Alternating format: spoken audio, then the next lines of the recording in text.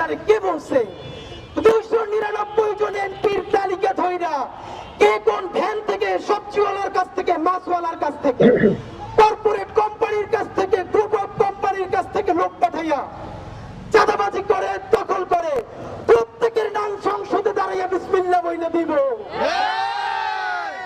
সুতরাং এই ঢাকাতে আমার শত্রু কারা, যারা এখানে চাঁদাবাজি করবে, যারা এখানে মাদক কারবারি করবে, যাদের নাম বলে দিলে মাদকের ব্যবসা ধ্বংস হবে, তারা সবাই ঐক্যবদ্ধ হয়েছে ওসমান হাদিকে ঠেকাও।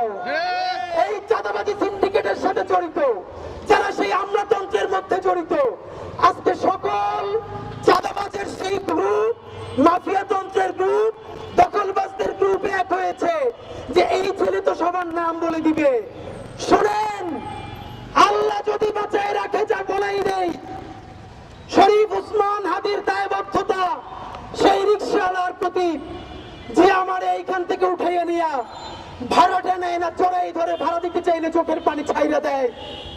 আমার দায়বদ্ধতা সেই চাওয়ালা শ্রমিকওয়ালা ভাই বোনদের প্রতি যে 50 টাকা 100 টাকা দিয়ে আজকে আমার র্যালি কইরা দেয়। আমার দায়বদ্ধতা বাংলাদেশের সেই সমস্ত লক্ষ কোটি আমার মা খালা যাদের সন্তানদেরকে বলে ওসমান ঢাকা বসে কি করে, তোরা যে ঢাকায় ওর সাথে কাজ কর।